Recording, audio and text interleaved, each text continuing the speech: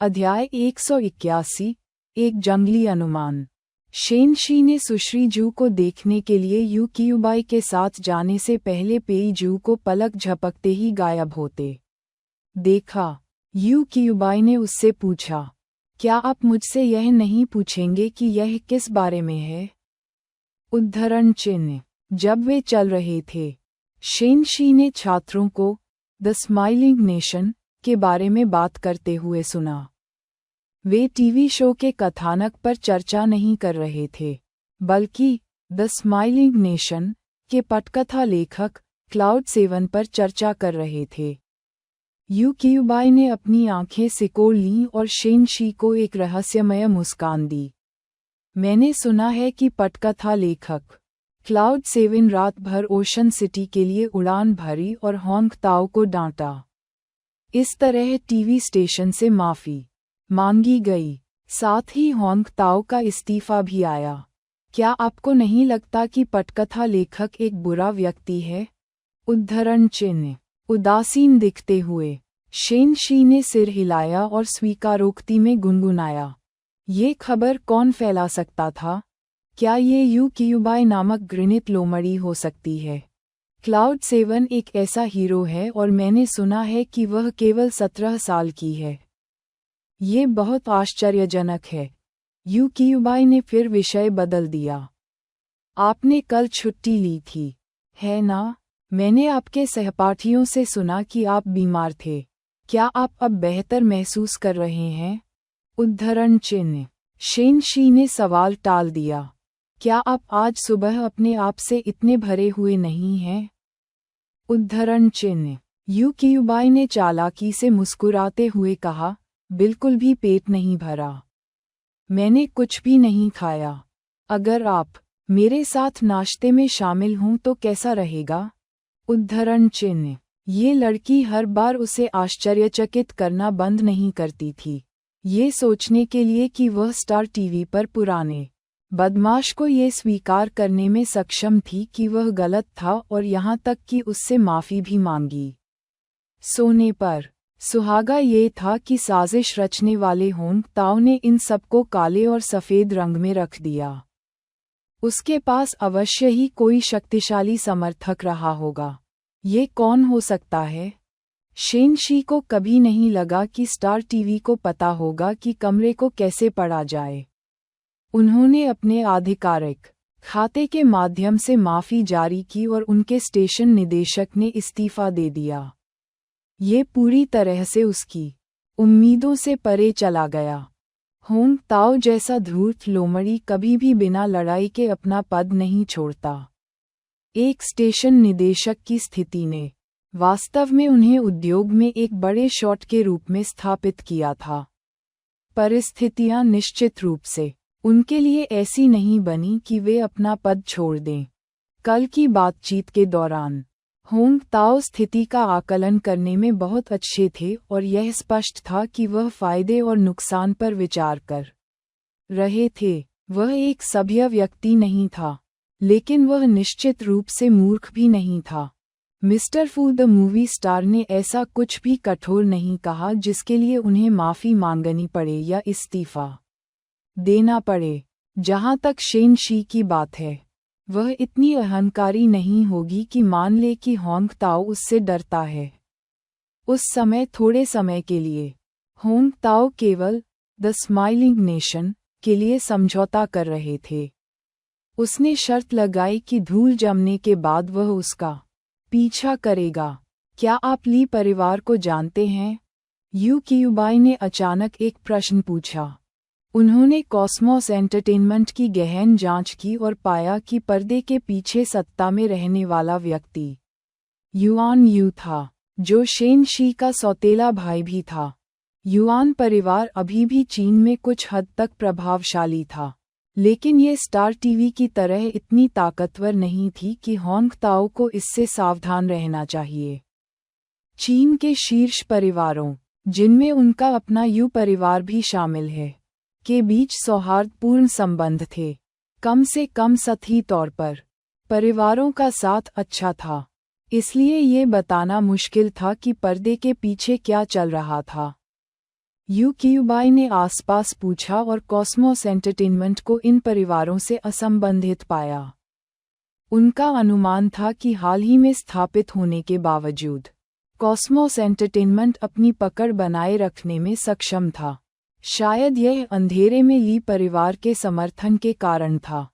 Shane she ने उसे नज़रअंदाज कर दिया और केवल 2 शब्दों में उत्तर दिया, इसे हराएं। यू क्यूबाई ने आगे बढ़ने से पहले एक गहरी सांस ली। 5वें परिवार, जिसे कुछ साल पहले रातों रात मिटा दिया गया था, का एक बेटा था जो ली परिवार का पोता भी था। उसका नाम यान चेन द फिफ्थ है। बोलते समय यू क्यूबाई शेन शी की प्रतिक्रिया देख रही थी, लेकिन वह उदासीन रही। हो सकता है कि यह उसके चेहरे पर न दिखे, लेकिन अंदर ही अंदर शेन शी ने मानसिक नोट्स बनाए। ली परिवार, 5वां परिवार, यान चेन 5वां, ली परिवार का पोता। क्या वह उसके भाई के बारे में बात कर रहा था? वह उसके बारे में जानना चाहती थी, लेकिन उसे लगा कि उसे उस पर ध्यान नहीं देना चाहिए। यहाँ तक कि अगर वह जांच भी करती, तो शेन शी को केवल वही जानकारी मिलती जो पहले से ही सार्वजनिक जानकारी थी। तब यह निरर्थक होगा। यू क्यूबाई ग्रिनिट लोमड़ी क्या कर रही थी? अध्याय 182, बहुत अधिक पीड़ा। क्या यू क्यूबाई अपने भाई की वजह से शेन शी से दोस्ती कर रही थी? अगर ऐसा होता, तो शेन शी उसके इरादों की परवाह किए बिना उसे सफल नहीं होने देता। यू क्यूबाई को अपनी ही अटकलों पर संदेह होने लगा। शायद शेन शी का वास्तव में उस व्यक्ति से कोई लेना देना नहीं था, फिर भी वह जांच करना चाहता था। ली परिवार को 20 साल पहले नष्ट कर दिया गया था।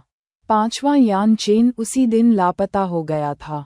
5वें परिवार ने कहा कि वह मर गया था, लेकिन हाल ही में खबर आई थी कि 5वां परिवार उस पर नज़र रख रहा था।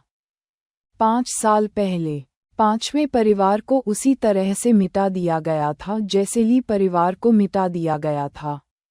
अटकलें थीं कि यान चेन 5वें ने ऐसा किया था, और वह अब अपने मातृ परिवार के लिए प्रतिशोध लेने के लिए वापस आ गया है। कहानी सुनते ही शेन शी का दिल डूब गया। हालांकि उसने अभी भी शून्य भाव बनाए रखा और चलती रही। क्या दिलचस्पी नहीं है? इसके बारे में सोचें। क्या आपको नहीं लगता कि यान चेन द फिफ्थ की कहानी बहुत दुखद है? फिर भी शेन शी की ओर से कोई प्रतिक्रिया नहीं आई और यू क्यूबाई को एक बार फिर निराशा हुई। वह उसे लुभाने की एक और कोशिश में उसके करीब आ गया। अगर आपकी रुचि नहीं है तो इसे भूल जाइए। ये किसी भी तरह से सुखद अंत वाली कहानी नहीं है। हालांकि यह एक रहस्य है, इसलिए कृपया दूसरों को इसके बारे में न बताएं। फिर तुमने मुझे क्यों बताया? शेन शी ने उसे एक अच्छी किक दी। वह यान चेन द फिफ्थ के बारे में कुछ भी जानने के लिए बेताब थी। चाहे वह अफवाहें हों या कुछ और, वह सब कुछ जानना चाहती थी। यू क्यूबाई ने मन ही मन आह भरी। एक और गतिरोध। यान चेन 5वें को खोजने के लिए उसे क्या करना चाहिए? यू क्यूबाई इसके बारे में बहुत ज़्यादा सोच रही थी। शेन शी और कुछ नहीं बल्कि एक बेचारी चीज़ थी जिसे छोड़ दिया गया था। वह यान चेन द फिफ्थ को कैसे जानती होगी? वह उसके इतिहास के बारे में किसी भी अन्य से बेहतर जानता था। अगर वह यान चेन द फिफ्थ को जानती थी या किसी तरह से इसमें शामिल थी, तो उसने कभी भी सू परिवार को इतने लंबे समय तक जीवित रहने की अनुमति नहीं दी होती। ये टीवी स्टेशन के होंग ताओ से इस्तीफा देने जितना आसान नहीं होगा, क्योंकि यह उनके जीवित परिवार पर दया दिखाई जा रही थी। सुश्री जू अंग्रेजी वाद विवाद प्रतियोगिता की संरक्षिका थीं। उन्हें बुलाया गया ताकि वह उन्हें संदर्भ पुस्तकें दे सकें। शेन शी को पता था कि यू क्यूबाई बदमाश ने जानबूझकर पेई जू और उसे बिना कुछ लिए बुला लिया था।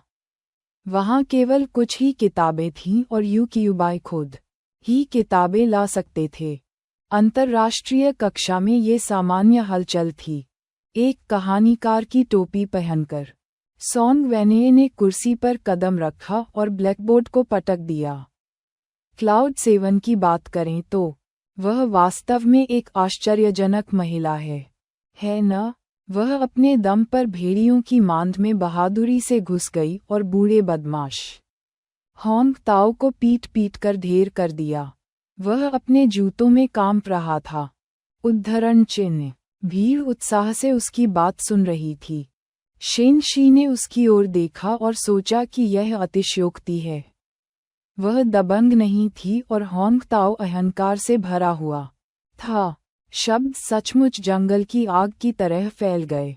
अब तक हर किसी ने क्लाउड 7 के ओशन सिटी के लिए रात भर की उड़ान लेने के वीरतापूर्ण कार्य के बारे में सुना होगा और अपने मन का एक टुकड़ा होंग ताओ को देने के लिए सीधे टीवी स्टेशन की ओर चला गया। क्लाउड 7 ने खुद को एक आदर्श के रूप में तराशा था और कई लोगों के लिए मानक स्थापित किया था। यह भावना घरेलू पटकथा लेखकों द्वारा साझा की गई है, जो भावनात्मक रूप से उनके प्रति आदर की दृष्टि से देखते थे। एक ऐसा पेशा जो लंबे समय से उत्पीड़ित था और उद्योग द्वारा बेदखल कर दिया गया था। क्लाउड 7 ने अकेले ही पटकथा लेखकों की प्रतिष्ठा को फिर से बनाया। उन्होंने पटकथा लेखकों की गरिमा को बरकरार रखा और सभी को बताया कि पटकथा लेखक एक महान टीवी शो के स्तंभ थे। चीन में कई महत्वाकांक्षी और उत्कृष्ट पटकथा लेखक क्लाउड 7 के साथ काम करने की उम्मीद में कॉस्मोस एंटरटेनमेंट में चले गए। आज मौसम सबसे अच्छा नहीं था क्योंकि काफ़ी हवा चल रही थी और स्कूल की छुट्टी होने तक आसमान में अंधेरा छा गया था और बर्फ गिरने वाली थी। एक सीढ़ी के शीर्ष पर बैठकर शेन शी ने अपनी कार्यपुस्तिका खोली जिसमें एक जल रंग की पेंटिंग दिखाई दे रही थी जो पुरानी थी और बार बार छूने के कारण झुर्रियों वाली थी। यह एक जलरंग पेंटिंग थी जिसे चमकीले रंगों से रंगा गया था। फिर भी इसमें अंतहीन वीरानी और निराशा झलक रही थी। चित्र में फटे कपड़ों में एक दुबला पतला छोटा लड़का दिखाई दे रहा था। फिर भी उसकी नज़र तेज, जानलेवा और खून की प्यासी खतरनाक थी। उसकी आंखें बड़ी बड़ी लग रही थीं क्योंकि वह त्वचा और हड्डियों जैसा था और उनमें अत्यधिक निराशा, आक्रोश और घृणा पनप रही थी। ये बहुत अधिक पीड़ा थी। यही वह समय था जब वे पहली बार मिले थे। भले ही उसका जीवन खतरे में था, फिर भी वह एक जानवर था जो अपने दुश्मनों पर हमला करने के लिए तैयार था। अध्याय 183 उपहार विनिमय। शेन शी ने लड़के से डरकर भाग लिया। जैसे ही वह गली से बाहर निकली, भारी बर्फ गिरने लगी। उसे पता नहीं था कि उसके दिमाग में क्या चल रहा है, लेकिन गली में वापस भागने से पहले उसने सोया दूध और उबले हुए पकौड़े खरीदे। शायद वह थका हुआ था या शायद किसी चीज का इंतजार कर रहा था, लेकिन वह अभी भी वहीं था। जैसे ही वह करीब आए तो वह आश्चर्यचकित लग रहा था। हालांकि उसने अपनी सतर्कता में कोई कमी नहीं आने दी थी, फिर भी वह व्याकुल दिख रहा था। शेन शी, जो अब भी उससे डर रहा था, ने खाना जमीन पर फेंक दिया और गाड़ी से उतर गया। उसने उसे वह नया डाउन कोट भी दिया जो उसकी माँ ने उसे हाल ही में इस डर से दिया था कि उसे ठंड लग सकती है। उसे लाल डाउन कोट की हुडी पर सफ़ेद फर की परत अच्छी तरह याद थी। उसे ये बहुत पसंद आया। उसने सोचा कि यह सुंदर है और वह इसे तब से पहन रही है जब से उसे यह उसकी माँ से मिला है।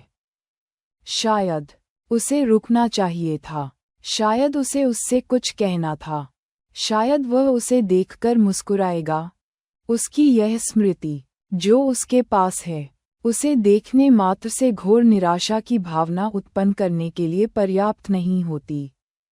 शेन शी ने अपनी निगाहें नीची कर लीं, जबकि उसकी पतली उंगलियां पेंटिंग में दिख रहे लड़के को सहला रही थीं। उसकी आंखें डबडबाने लगीं। उस पल वह बस इतना करना चाहती थी कि अपनी पूरी ताकत से लड़के के दर्द के सभी निशान दूर कर दे। उस समय इतना व्यथित दिखने के लिए उन्हें किस प्रकार की पीड़ा और कठिनाई से गुजरना पड़ा? क्या ऐसा इसलिए था क्योंकि जब उसके पिता और पांचवां परिवार उसकी तलाश कर रहे थे तो उसके पास जाने के लिए कोई जगह नहीं थी? ली युआन एक कोने में घूम रही थी और उसने देखा कि युवा महिला किसी चीज को ध्यान से देख रही है। वह इतनी तल्लीन थी कि उसे उसकी कार के आने का पता ही नहीं चला।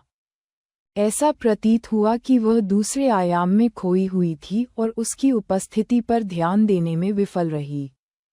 वह चुपचाप उसके पास खड़ा रहा, केवल सूरज डूबने पर उसे बुलाने के लिए।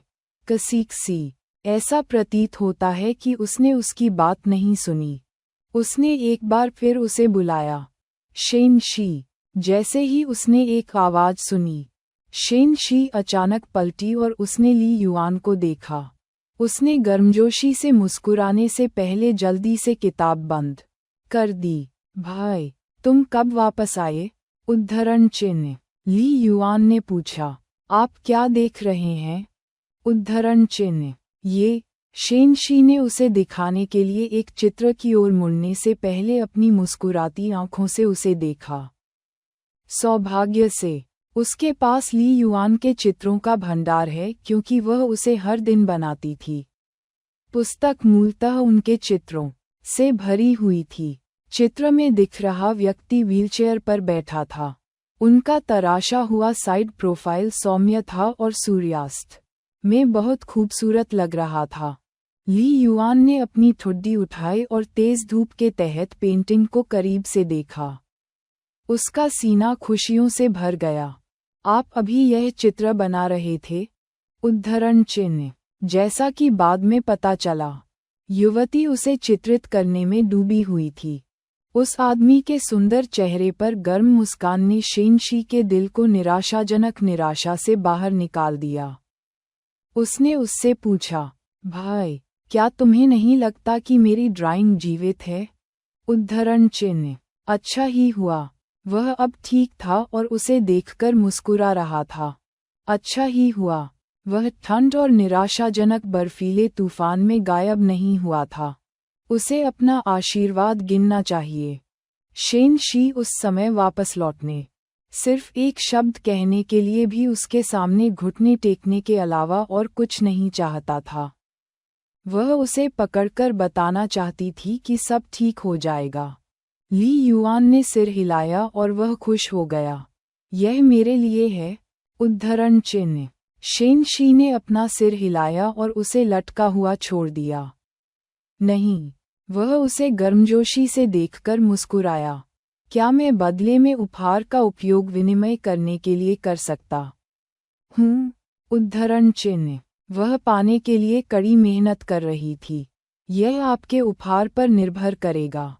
ली युआन की बाहों से एक छोटा सा रोएदार सिर निकला। यह एक छोटा अदरक बिल्ली का बच्चा था।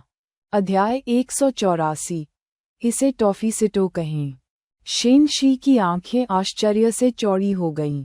भाई, ये तुम्हें कहाँ से मिला?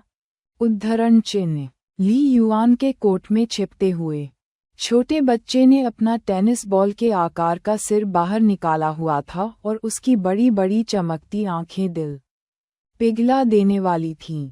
मुझे यह मिला। ली युआन ने शेन शी की ओर गर्मजोशी से देखते हुए कहा। इसने मुझे धोखे से वापस आते समय इसे अपने साथ घर ले आया। शेन शी का दिल सचमुच पिघल सकता था। वह उत्साहित थी। इसे लाओ, मैं छोटी बिल्ली को पकड़ना चाहता हूँ। वह केवल दीवार पर कूदने और छोटे फरबॉल को गले लगाने के बारे में सोच सकती थी। कुनलून उस छोटे से बच्चे को पकड़ने के लिए आया, लेकिन कौन जानता था कि इतनी प्यारी बिल्ली का बच्चा एक दुष्ट छोटा शैतान होगा। ये कुनलून पर फुफकार रहा था और उसके रोए सिरे पर खड़े थे। शेन शी घबरा गया। कुनलून, इसे डराओ मत। उद्धरण चिन्ह। कुनलून ने तुरंत अपना हाथ हटा लिया और उदास होकर बुदबुदाया। बिल्ली का बच्चा ही मुझे डरा रहा है। छोटी सी बात उसे अच्छी नहीं लगी। खैर, उसे बिल्ली का बच्चा भी पसंद नहीं आएगा। कृतघ्न बिल्ली का बच्चा भूल गया कि कार किसने रोकी और उसे बचाया। ली युआन ने छोटी बिल्ली की घबराई हुई नसों को शांत करने के लिए उसके सिर को धीरे से सहलाते हुए कुनलुन को खो जाने का इशारा किया। बिल्ली के बच्चे का उठा हुआ फर जल्द ही चिकना हो गया। शेन शी चिंतित था, क्या यह मुझे पसंद नहीं आएगा? उद्धरण चिन्ह नहीं। ली युआन ने छोटे लड़के को उठाया और शेन शी की ओर इशारा करने से पहले उसके फूले हुए सिर को सहलाया। वह अब से आपकी मालिक होगी, समझे? उद्धरण चिन्ह। जैसे ही नन्हा बच्चा रेंग रहा था, शेन शी ने अपनी आंखों से देखा कि उसके अगले पंजे पर पट्टी बंधी हुई थी। बेचारी को चोट लगी, ली युआन ने बताया। जब हमें बिल्ली का बच्चा मिला तो उसके अगले पैर टूटे हुए थे। पशु चिकित्सक ने कहा कि चूंकि यह अभी भी छोटा है, सर्जरी के बाद ठीक होने में ज्यादा समय नहीं लगेगा। शेन शी को छोटे लड़के के लिए खेद महसूस हुआ, जैसे कि वह शेन शी की भावनाओं को समझ सकता था। बिल्ली के बच्चे ने शेन शी को बड़ी बड़ी अश्रुपूरित आंखों से देखा और म्याऊं म्याऊं की। ये हृदयस्पर्शी और बचकाना था। शेन शी ने उस पर अपनी मोती की सफेदी दिखाई। क्या आप मेरा अनुसरण करना चाहते हैं? उद्धरण चिन्ह। ली युआन ने बिल्ली के बच्चे पर नजर डाली। मैंने कभी बिल्ली नहीं पाली। अगर तुम्हें मुझसे कष्ट होता है तो शिकायत मत करो। बिल्ली के बच्चे ने शेन शी की ओर मुड़ने से पहले उसकी ओर देखा। उसकी नज़रें नर्म थीं क्योंकि वो प्यारी आंखें शेन शी पर टिकी हुई थीं। जब ली युआन ने इसे टोकरी में रखा तो यह अपने सबसे अच्छे व्यवहार पर था। चूंकि वह छोटी बिल्ली बहुत अच्छी बिल्ली थी, जब शेन शी ने उसे अपनी बाहों में उठाया तो उसने सावधानी से उसे सहलाने की कोशिश की। किटी ने आराम से उसकी हथेली को रगड़ा। ये छूने में नर्म और गर्म था और इसमें एक विशिष्ट मर्दाना गंध के मिश्रण के साथ दवा की तरह गंध आ रही थी। उसकी बाहों में बसे इस छोटे से प्यारे प्राणी के बारे में सोचकर उसका दिल पिघल गया। कुनलुन इस छोटे बदमाश को मक्खन लगाते हुए देखकर अवाक रह गया। दोहरा मापदंड। आजकल तो बिल्ली भी अपना मालिक चुनना जानती है। ये बिल्ली परिष्कृत थी।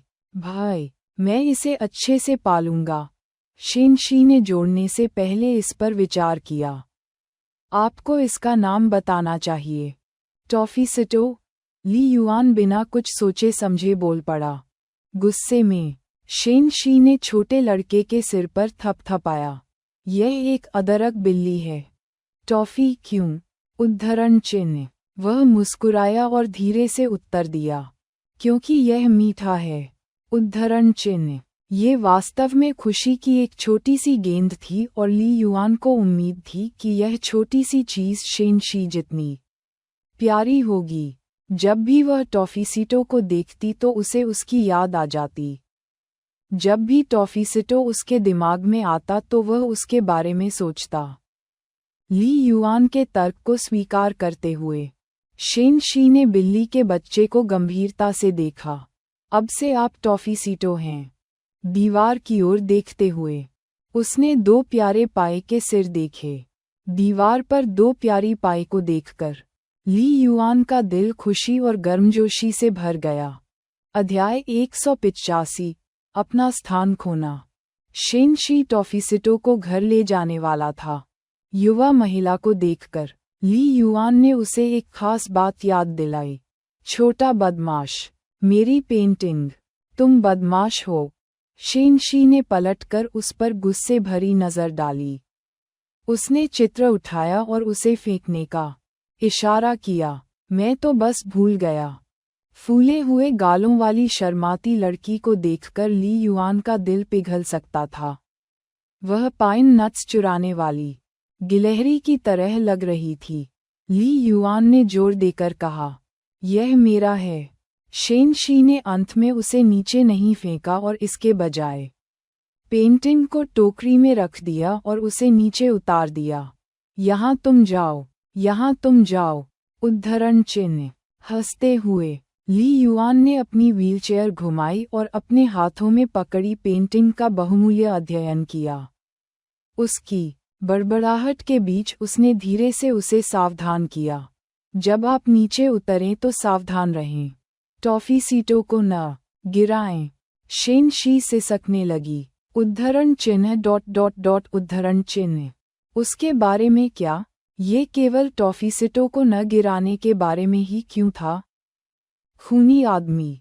उनके जीवन में टॉफी सीटों के साथ अब उसका कोई महत्व नहीं रहा।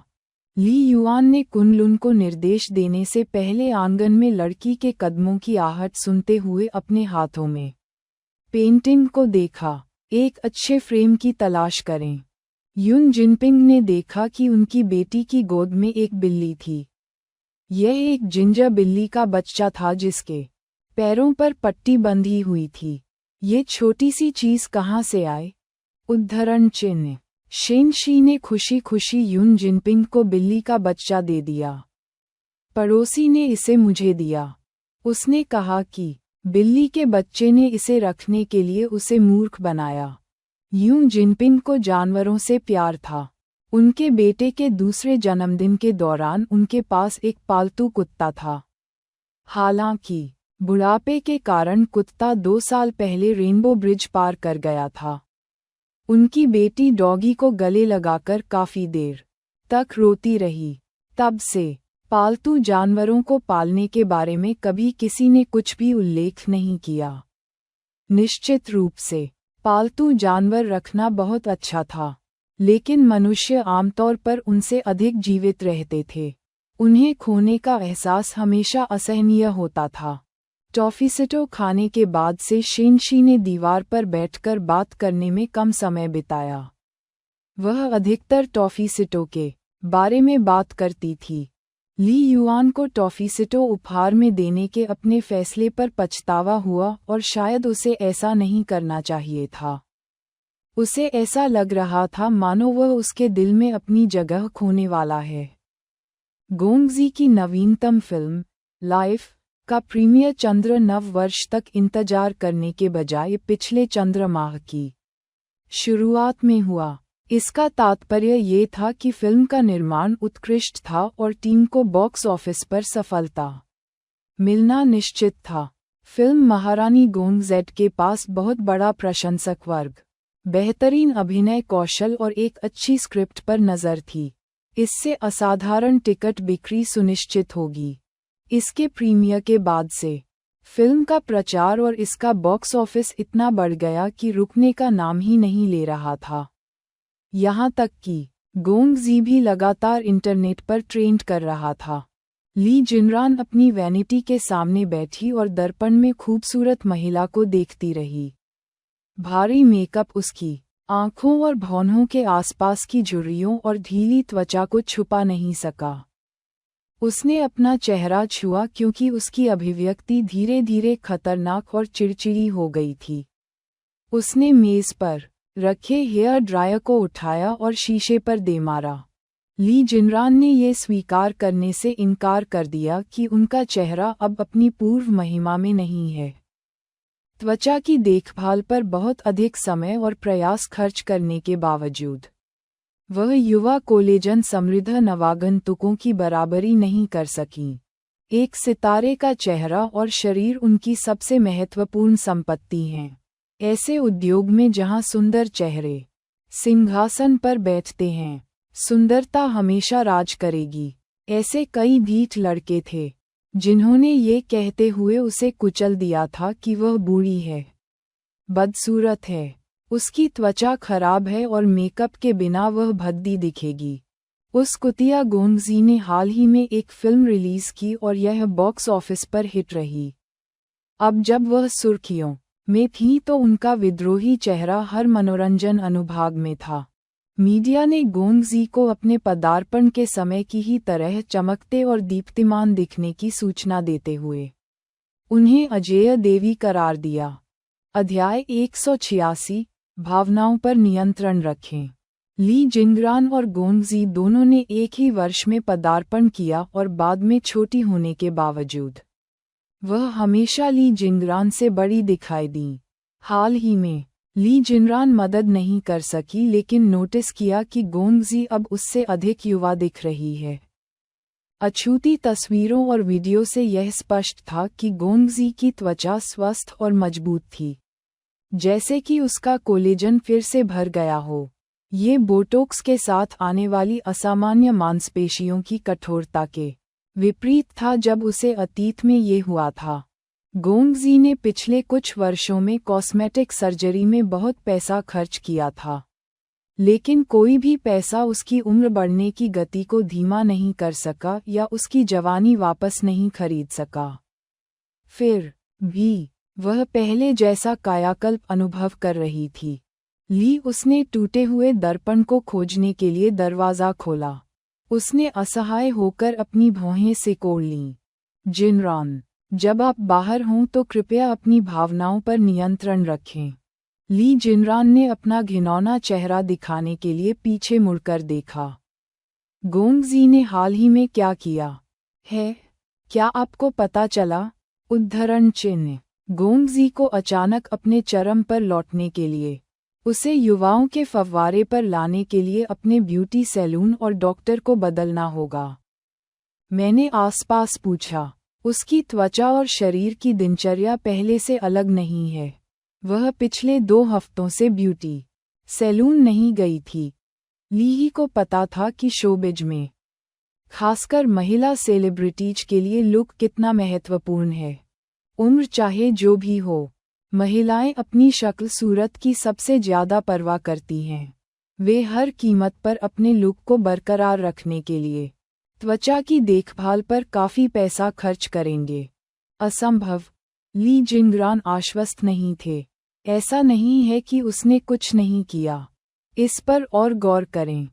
मन की एक स्वस्थ स्थिति किसी को युवा दिखा सकती है, लेकिन ऐसा केवल बाहरी दिखावे के लिए होता है क्योंकि त्वचा वास्तव में समय के साथ वापस नहीं आएगी और युवा नहीं होगी। गोंगजी की सर्जरी हुई होगी जिसके बारे में किसी को पता नहीं था।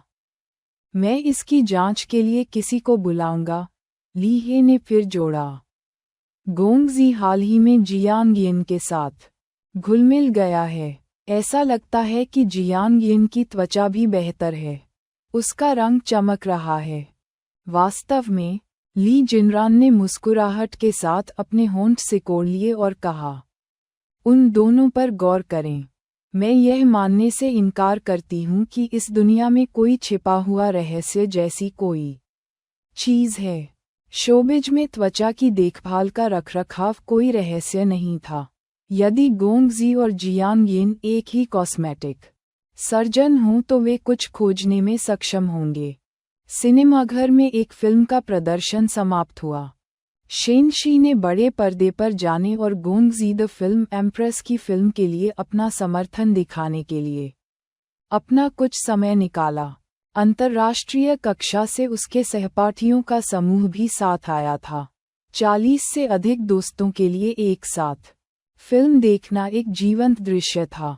उनमें से बाकी लोग फिल्म खत्म होने के तुरंत बाद चले गए, जबकि सोंग वेनये और पेई जू ने खुद को उतारने से पहले शेनशी के बस में चढ़ने का इंतजार करने पर जोर दिया। शेनशी को बांह से पकड़े हुए सोंग वेनये अभी भी फिल्म की कहानी में डूबा हुआ था। यह एक महान फिल्म है। गोंगजी निश्चित रूप से एक अच्छी फिल्म पर नज़र रखती है। वह इसके लिए जानी जाती है और इस वजह से उसके नाम पर कोई बुरी फिल्म नहीं है। यह सही है, वह कुछ फिल्मी सितारों से कहीं बेहतर है। पेई जू हाथ में 2 ड्रिंक लेकर आए और एक शेनशी को दे दिया। क्या तुम्हें ऐसा नहीं लगता? जिक्सी। उद्धरण चिन्ह। सावधान रहें। सुपरिवार। शीशी को चुनने पर प्रतिशोध आपके दरवाजे पर दस्तक देगा। द स्माइलिंग नेशन की टीवी रेटिंग लगातार बढ़ रही थी और अगले दिन रिलीज होने वाले 2 और एपिसोड के साथ औसत दर्शकों की संख्या 10% से अधिक होने वाली थी। आप ठीक कह रहे हैं। ड्रिंक लेते हुए शेनशी ने उनकी ओर देखा। आप लोगों को जाना चाहिए। चूंकि बस लगभग यही है, इसलिए आपको मेरे साथ रहने की जरूरत नहीं है। अध्याय 187, बुढ़ापा रोधी सौंदर्य गोली। मैं आपकी बस आने तक इंतजार करूंगा। पेई जू ने अपने पे से एक घूंट लिया और शेन शी के पास रहने के लिए बस स्टॉप के पास खंभे के सामने झुक गया। यह सही है। सोंग वेनी ने अपनी बबल टी के स्ट्रॉ पर काटा। जिक्सी, क्या तुम्हें पता है कि एक वयस्क के रूप में मैं सबसे पहला काम क्या करूंगा? उद्धरण चिन्ह। शेन शी हैरान लग रहा था। सोंग वेनी हंसे। ड्राइविंग लाइसेंस ले आओ, ताकि मैं तुम्हें हर दिन स्कूल ले जा सकूं और छोड़ सकूं। क्या ये बढ़िया नहीं है? उद्धरण चिन्ह। ऐसा लग रहा था जैसे पेई जू को किसी चीज की याद आ गई हो, क्योंकि उसका शरीर अचानक तनावग्रस्त हो गया था, जबकि उसकी आंखों में अथाह अस्पष्टता दिखाई दे रही थी। उसने अपने ड्रिंक पर अपनी पकड़ मजबूत कर ली। उसे इस बात का बिल्कुल भी एहसास नहीं था कि ड्रिंक उसकी बांह पर फैल गया है। पेई जू के अचानक मूड में बदलाव को देखकर शेन शी उत्सुक हो गया। एक जंगली व्यक्तित्व वाले स्कूल के बदमाश के लिए इस युवा और तुच्छ व्यक्ति के लिए तेज कार चलाने की इच्छा रखना कोई आश्चर्य की बात नहीं थी। फिर भी उसने पेई जू को कभी भी गाड़ी चलाते हुए नहीं देखा था, चाहे वह स्पोर्ट्स कार हो या मोटरसाइकिल। अक्सर वह उसे साइकिल चलाते हुए पकड़ती थी। ऐसा लगता है कि सोंग वेनी ने मूड ठीक कर लिया है। उसने अपना गला साफ किया और पेई जू को ऊतकों का एक पैकेट फेंक दिया। अल्फा जू, अगर तुम इसे पीना नहीं चाहते तो भी बर्बादी छोड़ो। पेई जू ने टिश्यू पकड़ा और अपना हाथ पोंछा।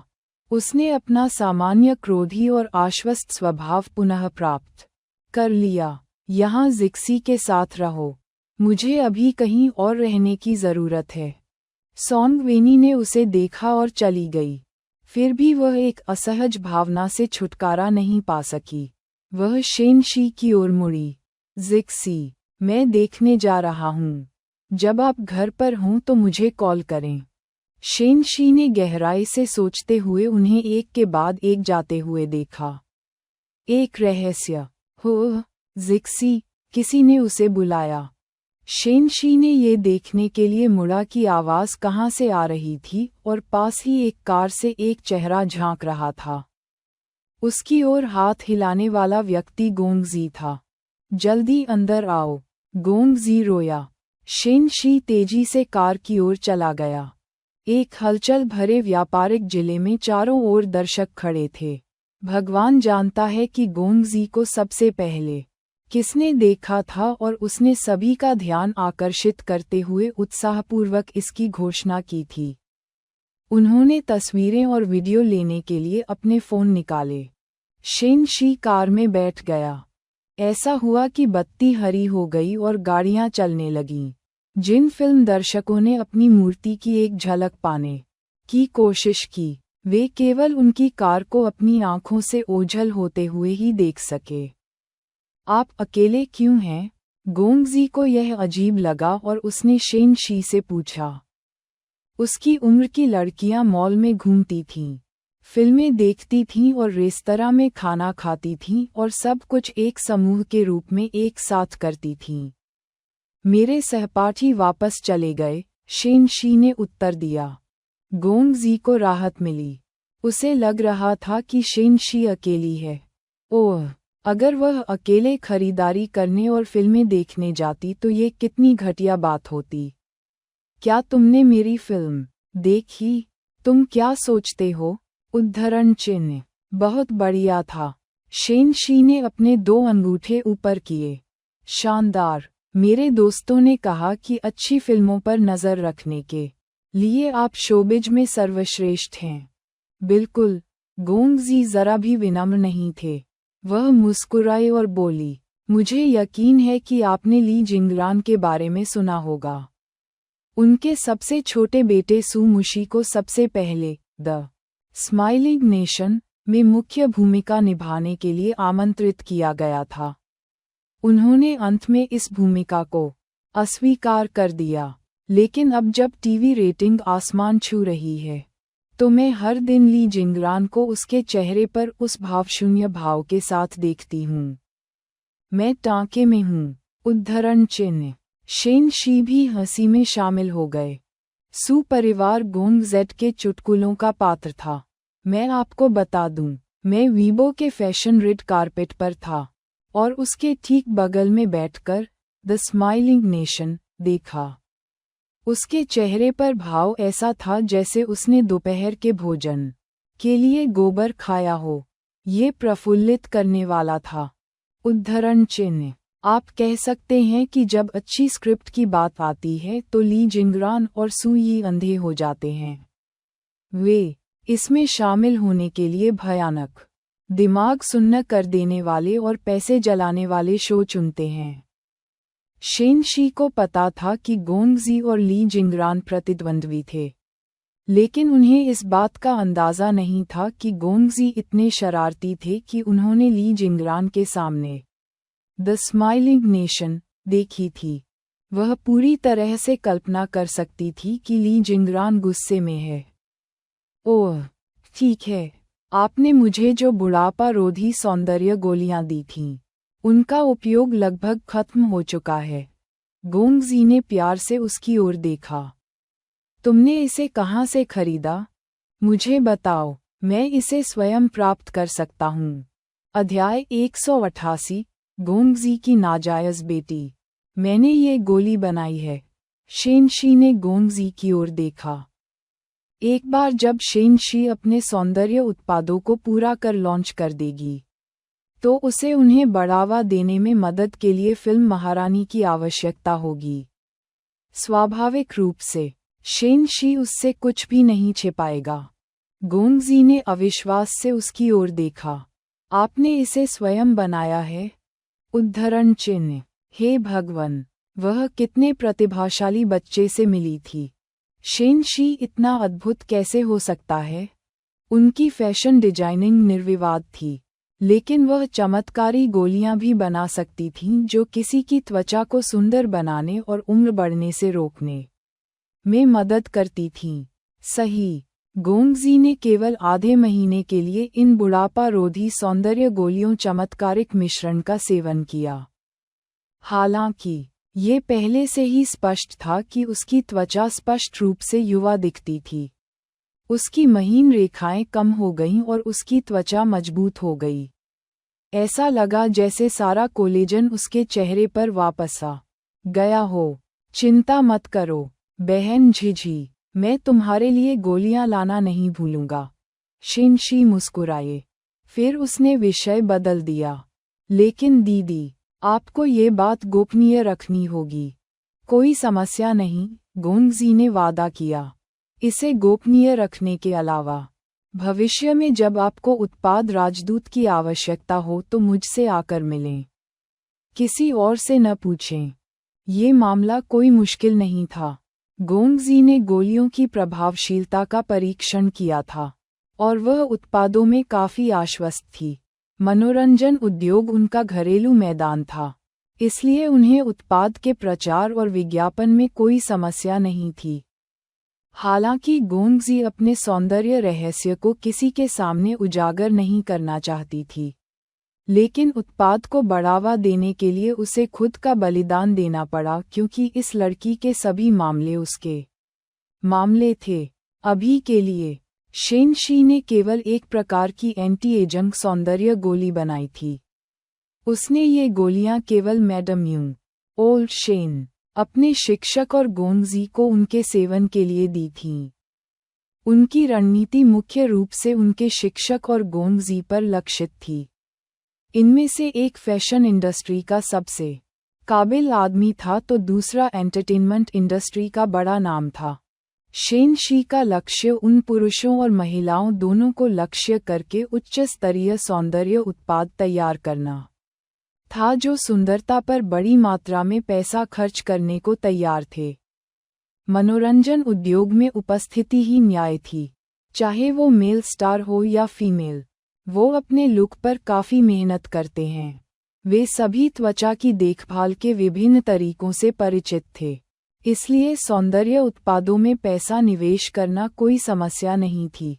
तुम चिंता मत करो, शी, बस मनोरंजन उद्योग के लिए विज्ञापन मुझ पर छोड़ दो।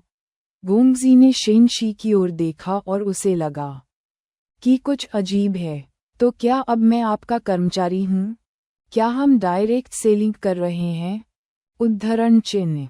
शेन शी मुस्कुराए। आप सिर्फ सुपरस्टार बनने पर ध्यान केंद्रित करें। आपको गोलियां बेचने की जरूरत नहीं है। बाद में मनोरंजन उद्योग में इसे थोड़ा प्रचारित करना ही काफी है।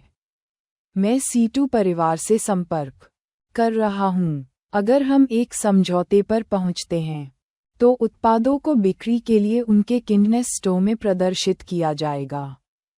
शेन शी के प्रमुख उत्पाद सौंदर्य प्रसाधन थे। चूंकि सीटू परिवार चीन का नंबर 1 चिकित्सा परिवार था, इसलिए उनके लिए उनके साथ सहयोग करना और वहां अपने उत्पाद बेचना सबसे उपयुक्त होगा। मैं समझता हूँ। अब तुम्हें मुझसे क्या करवाने की जरूरत है? गोंगजी शेन शी की प्रशंसा करने से खुद को रोक नहीं सके। उन्हें बहुत कम उम्र में ही इतना ज्ञान और योग्यता प्राप्त हो गई थी। गोंगजी कभी भी अपने स्तर तक नहीं पहुंच पाएगी, भले ही वह अधिक समय तक जीवित रहे। उन्हें अपनी क्षमताओं पर स्पष्ट पकड़ थी। ईश्वर प्रदत्त रूप और अभिनय की प्रतिभा के कारण ही वह मनोरंजन उद्योग में अपनी स्थिति मजबूत करने में सफल रहीं। अगर वह किसी दूसरी इंडस्ट्री में होती तो ऐसा नहीं कर पाती। शेन शी ने गोंगजी से उसकी खबर का इंतजार करने को कहा। फिलहाल उसे कुछ भी करने की जरूरत नहीं है। शेन शी किसी को बुढ़ापा रोधी सौंदर्य गोलियों के साथ साथ परीक्षण के लिए नए उत्पाद देने के लिए भेजती थी। गोंगजी शेन शी के साथ पड़ोस के प्रवेश द्वार तक गए। छुट्टी लेने से पहले उसने शेन जिवॉक को अपार्टमेंट में जाते देखा। शेन शी और गोंगजी के वीडियो और तस्वीरें तुरंत ट्रेंड करने लगे। ऑनलाइन देखने वालों ने इनके रिश्ते को लेकर तरह तरह के कयास लगाए। गोंगजी का अभिनय अच्छा था, हालांकि वह घमंडी थी और मनोरंजन उद्योग में अन्य लोगों के साथ उसके रिश्ते अप्रिय थे। जो लोग उनके करीब थे, उन्हें एक हाथ से गिना जा सकता था। टिप्पणी अनुभाग में सभी प्रकार के सिद्धांत थे, यहाँ तक कि एक में ये भी कहा गया था कि शेन शी गोंगजी की नाजायज बेटी थी। अध्याय 189। आपको इसका पछतावा हुआ। महिला वास्तव में हमारी झिझी की नाजायज बेटी है। अगर मैं सो रहा होता तो भी मैं हंसता हुआ उठता। अंततः हमारे झिझी के ईश्वरीय अभिनय का उत्तराधिकारी आ गया है। मेरी राय में कुछ भी असंभव नहीं है। फोटो को देखो। झिझी की माँ जैसी मुस्कान बहुत प्यारी लगती है। महिला बहुत सुंदर और सुंदर है। यदि वह मनोरंजन उद्योग में प्रवेश करती है तो वह बहुत प्रसिद्ध हो जाएगी। जिन प्रशंसकों ने प्रचार या दिखावे के बजाय उनकी क्षमता के आधार पर फिल्म महारानी का समर्थन किया, वे उन लोगों से भिन्न थे जिन्होंने केवल उनकी लोकप्रियता के कारण उनका समर्थन किया था। टिप्पणियाँ सामंजस्यपूर्ण और दिलचस्प थीं, और उनमें से अधिकांश ये कल्पना कर रहे थे कि शेन शी गोंगजी की नाजायज बेटी थी। शेन शी की सुंदर उपस्थिति और सुंदरता की प्रशंसा करते हुए और भी टिप्पणियां आईं और कहा गया कि उनका बेहद खूबसूरत लुक मनोरंजन उद्योग पर भी हावी हो सकता है। ली जिंगरान ने ट्रेंडिंग तस्वीरों को देखा। उसने अपने फोन को इतनी कसकर पकड़ लिया कि उससे खून बह सकता था। उसकी निगाहें घृणा और क्रोध से भरी थीं। वह इतनी क्रोधित हो गई कि हाइपरवेंटिलेट होने लगी। बेटी गोंगजी, वह फूहड़। उसकी नियति थी कि वह जीवन भर अकेली रहेगी। वह बेटी को कैसे जन्म दे सकती थी? मनहूस शेन शी बेजोड़ सुंदरता वाली एक खूबसूरत लड़की थी। वह अपने खूबसूरत लुक से मनोरंजन उद्योग पर कब्जा कर सकती हैं। यदि ली जिंगरान और उनके पति के जीन नहीं होते तो उनका चेहरा इतना आकर्षक कैसे हो सकता था? इसका गोंगजी से क्या लेना देना था? जैसे जैसे ली जिनरान ने इस मामले पर ध्यान दिया, वह और भी अधिक चिड़चिड़ी और परेशान हो गई। उसने महसूस किया कि उसके शरीर में खून उबल रहा है और घृणा और नफरत उसके दिल में गांठ बन गई है। अंदर ही अंदर ली जिनरान को पता था कि मनहूस लड़की उससे बदला ले रही थी। शेन शी जानबूझकर गोंग जेड के करीब आया ताकि ली जिनरान ट्रेंडिंग तस्वीरें देख सके। सू यी ली जिनरान को लेने और घर जाने के लिए वहां पहुंची। उसने धक्का देकर दरवाज़ा खोला और उदास चेहरे के साथ कमरे में दाखिल हुआ। प्रवेश करने पर उसने उससे बेरुखी से पूछा, शेन शी और गोंगजी के बीच क्या संबंध है? उद्धरण चिन्ह। शेन शी द्वारा उकसाए जाने के बाद भी ली जिनरान को गुस्सा आ रहा था। उसने कठोर स्वर में उत्तर दिया, मुझे कैसे पता चलेगा? उद्धरण चिन्ह। सू यी की अभिव्यक्ति उदास हो गई। उसने दांत भींचे और उस पर उंगली उठाई। मुझे पहले तो आपकी बात नहीं सुननी चाहिए थी, ली जिनरान ने व्यंग्य किया। क्यों? क्या तुम्हें अब उसके साथ संबंध खत्म करने का पछतावा है? उस स्थिति में आगे बढ़ो और उसे वापस ले आओ। उद्धरण चिन्ह। उसके शब्दों से सू यी और भी क्रोधित हो गई, जिससे उसका गुस्सा और भड़क गया। अपनी व्यंग्यात्मक टिप्पणियां बंद करो। यह आप ही थे जो इतना रोए और इसने मुझे उसे पीटने और बाहर निकालने के लिए प्रेरित किया। उद्धरण चिन्ह। क्या उसे इसका पछतावा था? बेशक उसने ऐसा किया। क्या कोई ऐसा था जो एक खूबसूरत और प्रतिभाशाली बेटी की चाहत नहीं रखता था, जिसकी कई लोग प्रशंसा करते हों? शेन शी बेहद खूबसूरत थी, केवल दिखावे के आधार पर। वानवान उसकी सुंदरता से मेल खाने के करीब भी नहीं पहुंची। उसने इतना अच्छा नृत्य किया कि शू बायू भी शेन शी को अपना छात्र बनाने के लिए बेताब था। जब वह स्कूल में थी तब उसने राष्ट्रीय प्रतियोगिताओं में कुछ चैंपियनशिप भी जीती थीं। इस बार उन्हें अपने वर्ष में शिक्षाशास्त्र में प्रथम स्थान भी मिला। बताने की जरूरत नहीं है, वह अब फू परिवार से जुड़ी हुई थी और मिस्टर फू के साथ उसके सौहार्दपूर्ण संबंध थे। यदि वे फू परिवार के साथ संबंध बनाने के लिए शेन शी का उपयोग कर सकते हैं, तो ये सू परिवार के लिए बिल्कुल अद्भुत होगा। केवल अब सू यी को एहसास हुआ कि पिछले वर्ष में वह उसके प्रति कितना उदासीन और लापरवाह था, इतना कि वह उसे बिल्कुल भी नहीं समझता था। मुझे पता है तुम्हें इसका पछतावा हो रहा है, ली जिनरान ने गुस्से में मजाक उड़ाया। चूंकि तुम्हें फैसले पर पछतावा हो रहा है, तो अभी जाओ और उसे ले आओ। उसे ढूंढो और वापस ले आओ, किसी भी तरह। मैं उसे कभी स्वीकार नहीं करूंगा। उस मनहूस लड़की ने जो एकमात्र काम किया वह था अपनी घबराहट पर काबू पाना।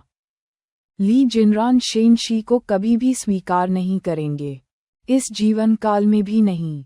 शेन शी जानबूझकर ली जिनरान का ध्यान आकर्षित करने के लिए ऐसा कर रही थी ताकि वह शेन शी को घर ले आए। हालांकि ली जिनरान वैसा नहीं करेगी जैसा वह चाहती थी। जब ली हे पहुंचे तो उन्होंने देखा कि सू रुओवान दरवाजे के पास खड़े थे और अंदर हो रही बातचीत को सुन रहे थे। ली वह उसकी ओर चला। वान, तुम अंदर क्यों नहीं जा रहे हो? उद्धरण चिन्ह। सू रुओवन अचंभित रह गई।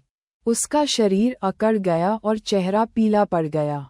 वह मुड़ी और हल्की मुस्कान के साथ इसे टालने की कोशिश की।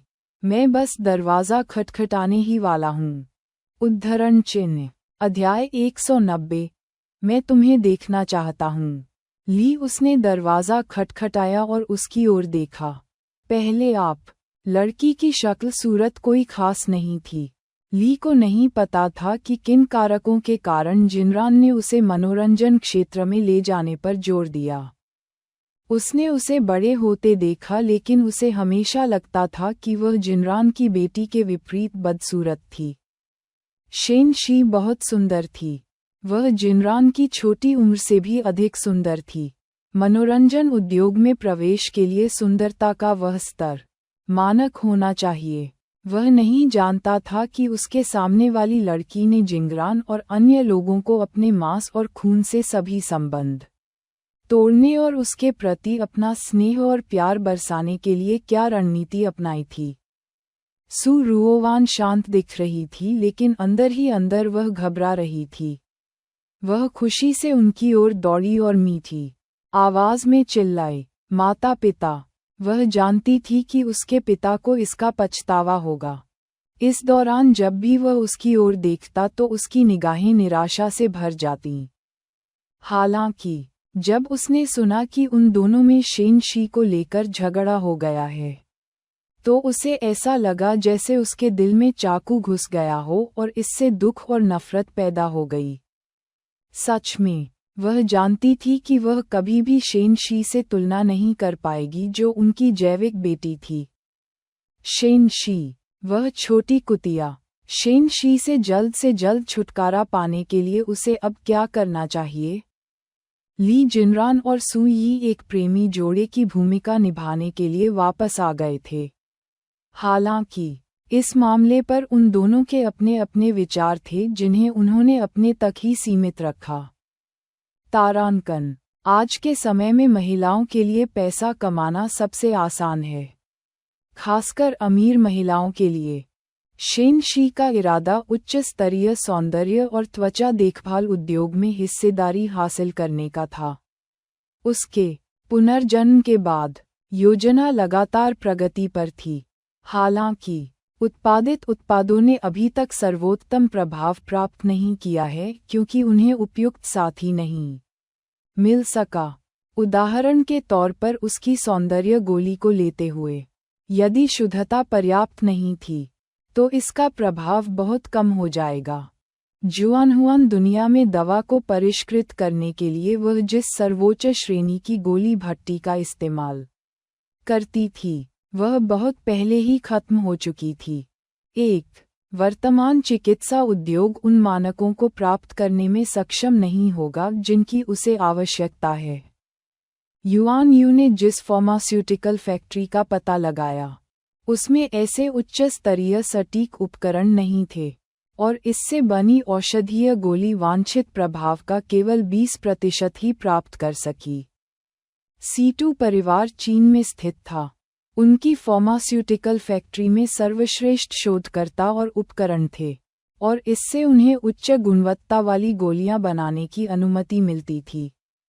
आगे बढ़ते हुए फू परिवार की फू किंगशी मेडिकल प्रयोगशाला से उपकरण उधार लेकर, जो दुनिया का सबसे उन्नत चिकित्सा केंद्र था, गुणवत्ता को और बढ़ाया जाएगा। सीतू के घर से फोन आया है कि बूढ़ा आदमी तुमसे मिलना चाहता है। युआन यू ने कार्यालय में प्रवेश किया और उसे खिड़की की ओर घूरते हुए देखा।